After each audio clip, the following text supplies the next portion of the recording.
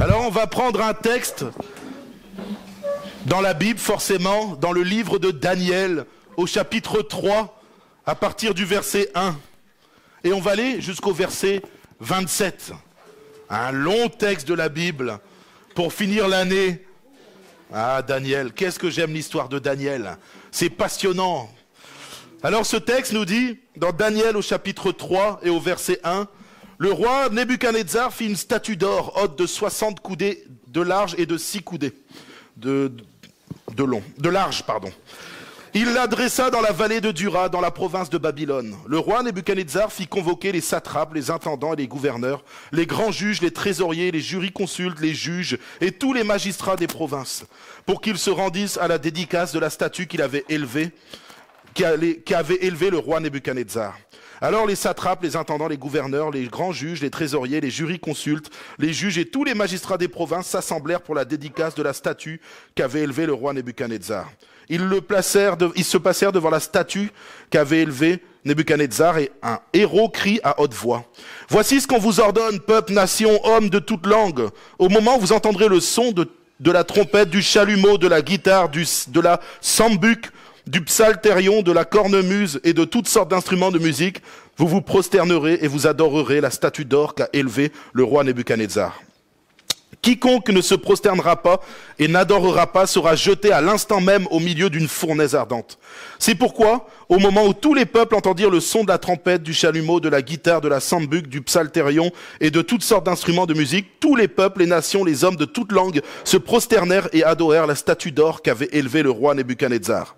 À cette occasion, et dans le même temps, quelques Chaldéens s'approchèrent et accusèrent les Juifs. Ils prirent la parole et dirent au roi Nebuchadnezzar, « Ô roi, vis éternellement, tu as donné un ordre d'après lequel tous ceux qui entendraient le son de la trompette, du chalumeau, de la guitare, de la sambuc, du psalterion, de la cornemuse et de toutes sortes d'instruments devraient se prosterner et adorer la statue d'or, et d'après laquelle quiconque ne se prosternerait pas et n'adorerait pas serait jeté au milieu d'une fournaise ardente. » Or, il y a là des Juifs à qui tu as remis l'intendance de la province de Babylone, Shadrach, Meshach et Abednego, hommes qui ne tiennent aucun compte de toi, ô roi. Ils ne servent pas tes dieux et ils n'adorent point la statue d'or que tu as élevée.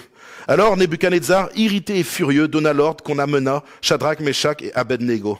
Et ces hommes furent amenés devant le roi.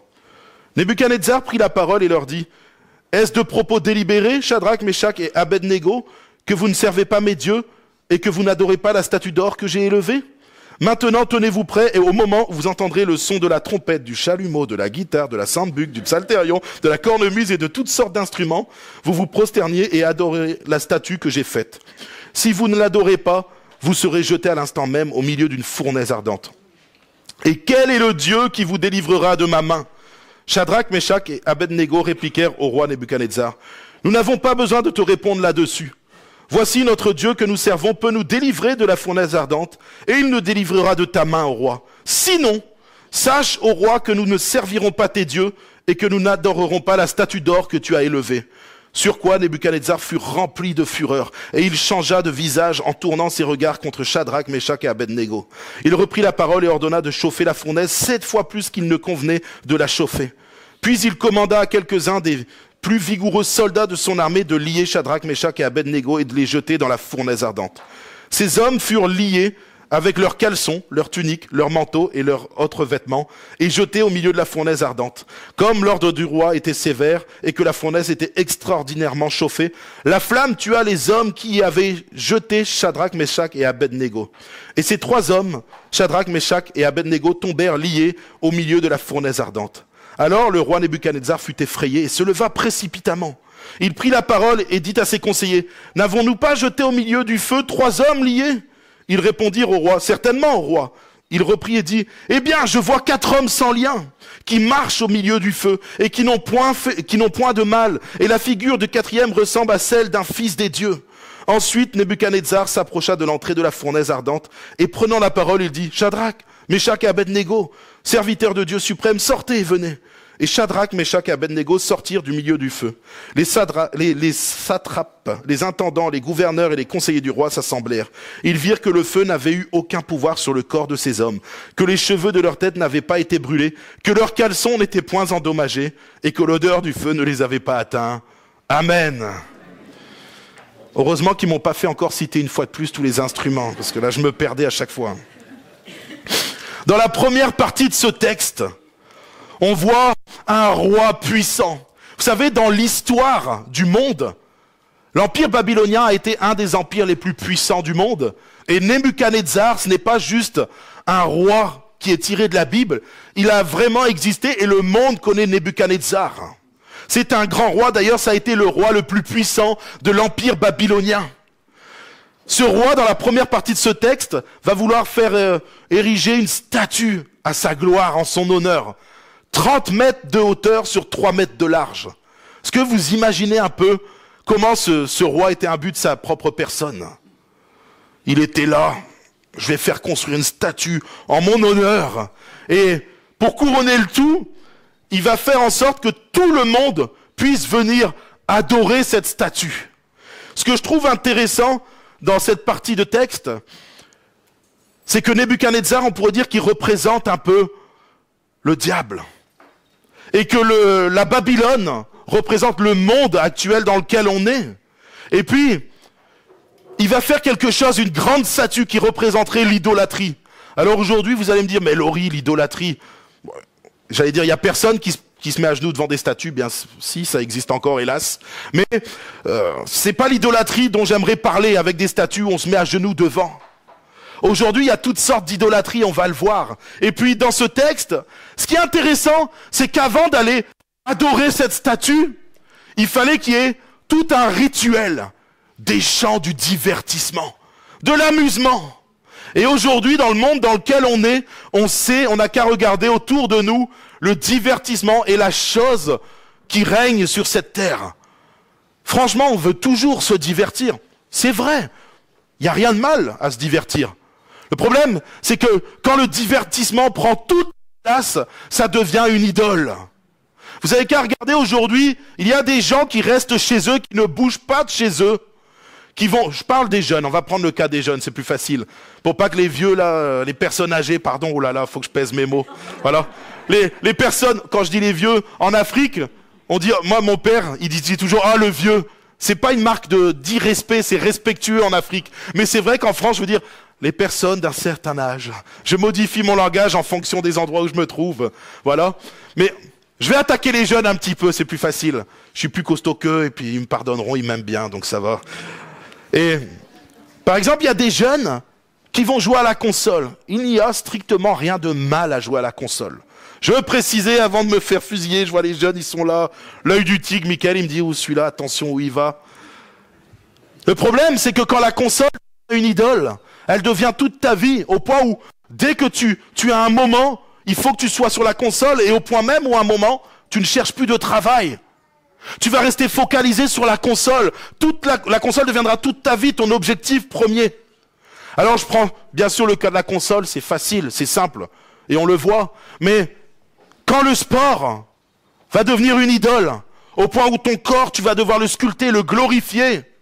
Au départ, c'était juste un petit amuse-temps, un petit passe-temps, quelque chose qui te fait même du bien. Moi, je sais que j'ai commencé le sport. Ça fait combien de temps? 2-3 mois que je me suis inscrit. J'y ai été 2 fois. Voilà, je veux pas d'idole dans ma vie, vous comprenez, c'est pour ça. J'y vais au fur et à mesure. En réalité, quelle est l'idole que le monde se donne? Il a toutes sortes de visages.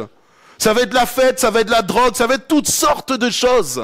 Et aujourd'hui, on n'a même plus besoin de sortir de chez nous pour avoir le divertissement à la maison. Vous savez, il y a quelques années, je suis pas fier de le dire, mais il y a quelques années en arrière, avant que je devienne chrétien, avec un ami, on avait commandé des drogues et ils étaient arrivés dans notre boîte aux lettres. Tu n'as plus besoin de sortir même parfois pour commander certaines drogues, pour avoir certaines choses mauvaises. Le monde est rempli d'idoles, sauf qu'aujourd'hui on ne le voit pas. Et dans ce texte-là, ce qui est intéressant de voir, c'est que le monde entier va valider ça. Viens vers nous, viens te prosterner devant une grande statue, dès que tu entendras le son, tu vas danser, tu vas d'abord t'amuser, et puis ensuite, tu vas te prosterner devant cette statue. C'est assez impressionnant qu'il n'y ait aucun homme qui se soit levé et qui se soit dit, moi je refuse de me prosterner devant la statue de cet homme. Je parle pas d'hommes religieux, je parle pas de juifs de l'époque ou de chrétiens, je parle même d'hommes de peuples différents qui auraient pu dire, mais vous rigolez ou quoi? Moi, je vais pas me prosterner devant ces statues. C'est parce que, je vais vous dire la vérité, les Bretons n'existaient pas encore à cette époque. Voilà. Ça faisait longtemps, ça faisait au moins une semaine que j'avais pas parlé de Bretagne. Mais ce que je veux vous dire, c'est que, en réalité, le monde entier va être captivé par ça, parce qu'il y aura d'abord le divertissement, ça sera mis sous la forme d'une grande fête, de quelque chose de séduisant. Et quand le diable propose des choses, c'est toujours séduisant. S'il arrive devant toi demain et il te dit, ah écoute, tu vas d'abord faire ça, et ensuite on va te tuer, forcément tu vas dire non. Si tu vois que c'est quelque chose qui va te détruire, ah non, c'est d'abord séduisant. Le péché est séduisant. Il arrive sous toutes sortes de formes. Vous savez, quand l'adultère arrive, il arrive avec des choses qui vont nous attirer. Pas quelque chose qui nous rebute, qui nous répugne. Quand on va commencer à rentrer, par exemple, je prends pour le cas du sport. J'ai un cousin qui, lui, s'est mis à faire du sport il y a quelques années en arrière, et un jour, c'est devenu même le culte du corps. Alors, au départ, il y allait juste parce que, pardonnez-moi, il avait des petites poignées d'amour, et bon, ça arrive à tout le monde d'avoir quelques poignées d'amour. Sauf que lui, il avait voulu les gommer. Il n'y avait rien de mal. C'était bien, il allait dans une salle de sport, il allait faire son sport, et au bout d'un moment, quand il a vu que ça avait fondu, et que là, bizarrement, il y avait du chocolat qui commençait à pousser sur son corps, les fameuses tablettes, waouh! Et les muscles commençaient à gonfler, et là, c'est devenu carrément une idole. Je m'explique. Là, il avait un rythme de sport, tant par semaine, tant d'heures, et des repas, il y a tant ça, non, je peux plus manger ça. C'est devenu oppressant même pour toutes les personnes qui l'entouraient. Mais lui, au départ, il n'a pas vu ça. Au départ, c'était quelque chose de sympa. On allait faire un peu de sport pour faire fondre un petit peu les kilos en trop. Toujours comme ça, au début, c'est attrayant, et après, ça prend tout ton temps. Et au final, tu finis par te prosterner devant une idole. Son idole, c'était devenu le sport. Et le monde aujourd'hui se prosterne devant toutes sortes d'idoles. Parce qu'ils ne voient pas le mal, ils sont comme aveuglés par le prince de ce monde qui est le diable. Alors, la deuxième partie du texte va nous parler justement des gens qui vont commencer à pointer du doigt les Israéliens, les Juifs à l'époque, le peuple juif. Et là, ils vont dire, mais attends, il y a dans la contrée des hommes que tu as mis en place, et tu vois, ces hommes-là, ils sont pas comme nous. Ces hommes-là, ils refusent de t'obéir, ils refusent de participer aux choses qui sont dans le monde, ils refusent de se prosterner, ils refusent de danser et de faire la fête pour arriver devant cette statue, ils refusent même d'adorer les dieux que toi tu adores, ô roi. Vient le temps où Israël va être jugé. Vient le temps où les nations vont montrer du doigt ce qui ne va pas. Vous savez, quand on regarde ce texte-là, ça paraît un peu anodin. On se dit, bon, au départ, il n'y a rien de bien mal pour le monde. Au final, c'est vrai que chacun fait ce qu'il veut. On n'est pas en train de juger les gens. Chacun peut faire tout ce qu'il veut. C'est pas un souci. De l'autre côté, quand le peuple, en tout cas, là, de Juifs, le peuple d'Israël, à ce moment-là, refuse de se prosterner, là, ça devient un problème. Là, on va commencer à les juger, on va commencer à les montrer du doigt. Oh, roi, fais attention, t'as donné quelque chose et ils veulent pas obéir, ils veulent pas se prosterner, là. C'est pas bon, c'est pas juste. Et pourquoi eux, c'est différent de nous? Et à ce moment-là, le peuple va être ciblé. Ceux qui ont refusé de se prosterner vont être ciblés. Nos trois amis vont être confrontés aux tribunaux de l'époque. Ils vont passer devant le roi. Et là, le roi, ce qui est intéressant, c'est qu'il va leur dire, écoutez, j'ai entendu dire que vous voulez pas vous prosterner. Alors maintenant, vous allez vous prosterner. Vous savez, il aurait pu juste dire, on va devant ma statue, vous vous mettez à genoux, c'est terminé. Ou je suis là devant vous en chair et en os, prosternez-vous devant moi et c'est terminé. Vous savez très bien que l'Israël moderne, nous sommes les Juifs modernes. Le Juif, c'est pas celui qui est circoncis de chair, mais celui qui est circoncis de cœur. Et aujourd'hui, ça pourrait nous concerner. Imaginez-vous que ils sont arrivés devant Shadrach, Meshach et Abednego, il est dit, allez, mets-toi à genoux tout de suite et prosterne-toi. C'est un affront, c'est quelque chose de violent, de difficile. Si on regarde avec des yeux, non pas charnels, mais spirituels, le diable va jamais arriver devant toi de façon violente. Il va jamais te dire, hey, allez, toi maintenant, prosterne-toi devant un démon, prosterne-toi devant moi, je suis le diable. Le chrétien va dire, hors de question. Vous savez, là, dans ce texte-là, Nebuchadnezzar va dire, quand je lisais ce texte, je me suis dit, mais pourquoi il veut refaire tout le cinéma avec tous les instruments de musique, toute la louange, tout le cinéma? C'est parce qu'un chrétien, un véritable chrétien, ne pliera pas le genou facilement. Le véritable chrétien, il va combattre parce qu'il sait. Il sait ce qu'il va perdre derrière. Il sait qu'il a gros à perdre. Il a son éternité, son salut auprès de Jésus. Alors le diable n'arrivera jamais devant chacun d'entre nous en disant « Hé, mon gars, toi ça va être radical, tu vas tomber, puis tu vas te prosterner devant une statue, tu vas faire quelque chose qui va te faire perdre ton salut immédiatement. » Le diable n'arrivera jamais de cette façon-là parce qu'il sait que devant un chrétien, le chrétien fera face, il refusera. Mais il va mettre toutes sortes de subterfuges pour te faire plier le genou. Comme il le fait avec le monde. Il va pas dire au monde, hey, faites de la fête, amusez-vous, divertissez-vous, ayez des idoles, et c'est l'enfer qui vous attend. Vous allez brûler, vous allez mourir. Le diable n'est pas fou. On l'appelle le séducteur. Son moyen de faire, c'est la séduction. Et peut-être que ce soir, parmi nous, il y a des gens qui ont été séduits cette année. Il y a des gens qui sont tombés dans toutes sortes de choses. Laisse-moi te dire que c'est pas grave. Il y a une issue, une échappatoire pour toi ce soir. Je voudrais te dire aussi que être chrétien, c'est pas facile. Peut-être que cette année, tu as vécu des choses difficiles, des choses douloureuses dans ton quotidien, la maladie, des gens de ta famille ont été attaqués, des enfants ont vécu des choses difficiles. Peut-être que toi-même, dans ton travail, tu as été comme plus ou moins persécuté.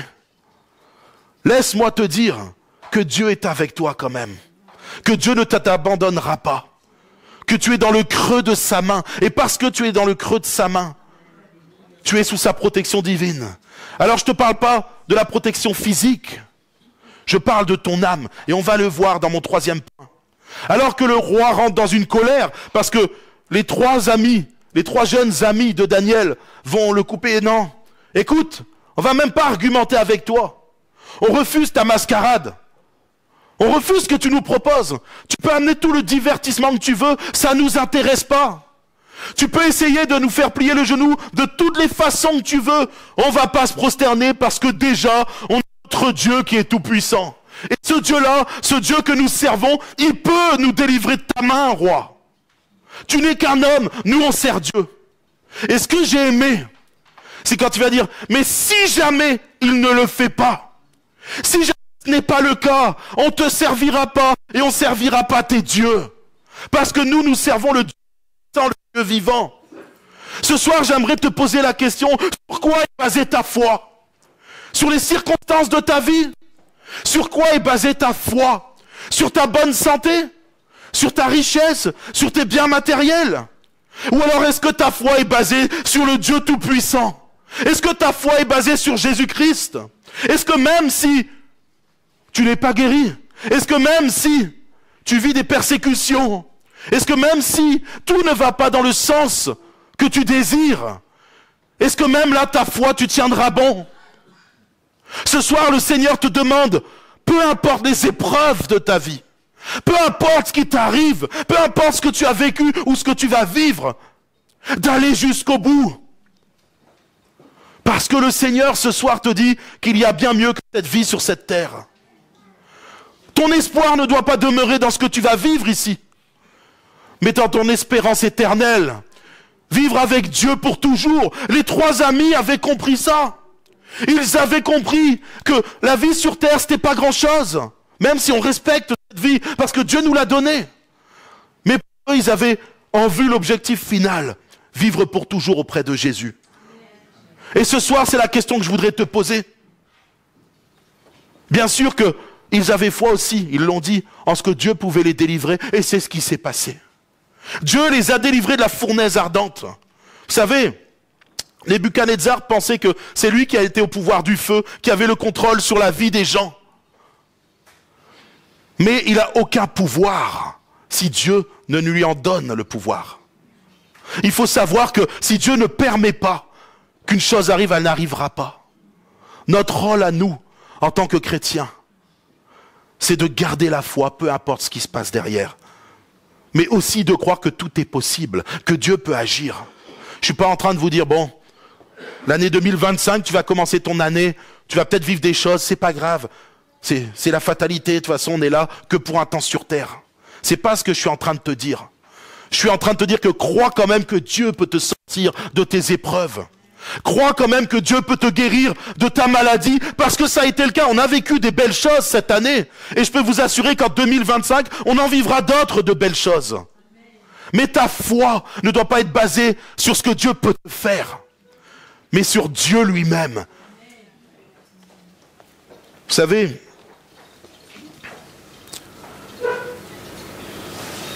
on a un Dieu qui est bon et qui est juste, qui est compatissant, qui comprend tout ce qu'on traverse. Et j'aimerais ce soir te dire que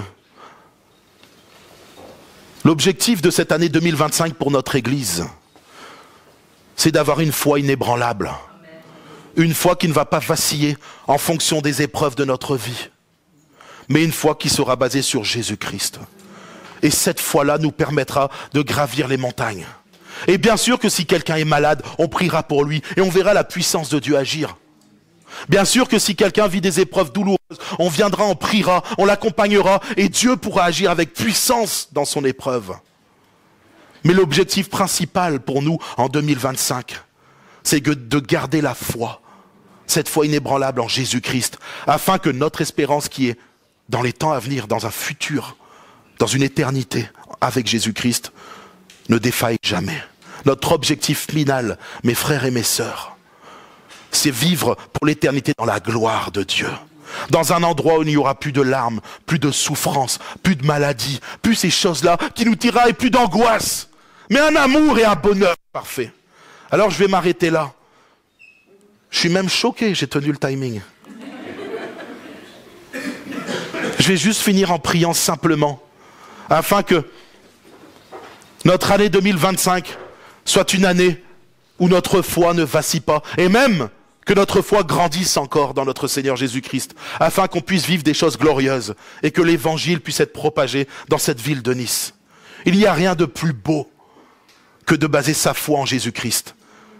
Vous savez, j'étais en train de lire un article ce matin, non, ou cette nuit, je sais pas, bon, peu importe. J'avais une mini-insomnie, et j'étais en train de lire quelque chose, et ils étaient en train d'expliquer que d'ici 2050, il n'y aura plus que 13% sur Terre à ne pas croire en Dieu.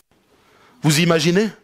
On a l'impression, je ne dis pas en notre Dieu, mais l'être humain a une croyance, a besoin d'une croyance, a besoin de quelque chose, parce qu'il y a vraiment un Dieu au-dessus de toute chose qui a créé.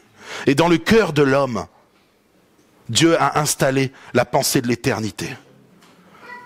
Et ils sont en train de nous dire, c'est un pronostic, un chiffrage qui a été fait, pas par des religieux, pas par des églises, par des chiffres officiels d'un journal, je ne sais plus lequel, j'essaierai de le retrouver, qui dit que d'ici 2050, il n'y aura plus que 13% à ne croire en rien du tout sur Terre. Vous imaginez? On a l'impression, quand on regarde les choses, en France particulièrement, qui est un pays très athée, on a l'impression que la foi est en train de disparaître. Et on nous prend pour des fous, pour des ringards, pour des gens arriérés. Mais en réalité, plus le monde va avancer, et plus le monde aura besoin de Dieu et de Jésus-Christ. Et plus nous devrons avoir une foi inébranlable. Parce que les événements qui arrivent, on le voit sur notre société, vont être de plus en plus violents. Alors nous devrons être de plus en plus enracinés en Jésus-Christ. Seigneur mon Dieu, je te remercie. Je te remercie parce que cette année 2024 a été une année, oui, où il y a eu des combats, où il y a eu des épreuves, il y a eu toutes sortes de choses difficiles. Mais c'est une année où on a pu voir ta gloire. C'est une année où on a pu voir tes bénédictions. C'est une année où on a pu voir, Seigneur, que tu étais présent parmi nous. Et je veux te bénir, Seigneur, parce que tu n'as pas abandonné aucun de tes enfants. Et je te prie pour cette année 2025, afin que ça soit une année où, Seigneur mon Dieu, nous allons prospérer à tout égard avec toi. Où tu seras dans tous les parties de notre vie, dans tous les compartiments de notre quotidien. Que ce soit dans notre travail, tu seras présent. Que ce soit dans notre famille, tu seras présent. Que ce soit autour avec nos amis, tu seras présent. Et que, Seigneur, tu puisses dans notre quotidien faire grandir notre foi en toi. Que nous ne nous laissions pas, peu importe ce qui arrivera en 2025, nous troubler. Mais que notre foi ne dépende uniquement de toi, Jésus-Christ. Afin que quand tu reviennes nous chercher, tu vois, Seigneur mon Dieu, des serviteurs et des servantes remplis de foi, remplis d'amour pour toi. Et je te prie pour que notre ville de Nice puisse te connaître, Jésus. Toi, celui qui comble les cœurs parfaitement. Toi qui comble les cœurs d'amour parfaitement. Je te prie pour que nous puissions répandre ta parole aux quatre coins de cette ville de Nice. Et que, Seigneur mon Dieu, s'il y a des personnes ce soir dans ce lieu qui n'ont pas encore découvert l'immensité de ton amour, l'immensité du bonheur que tu peux donner à une vie, alors que ce soir, tu puisses venir toucher son cœur et y déposer ton amour parfait. Nous avons prié en ton nom, Jésus. Amen.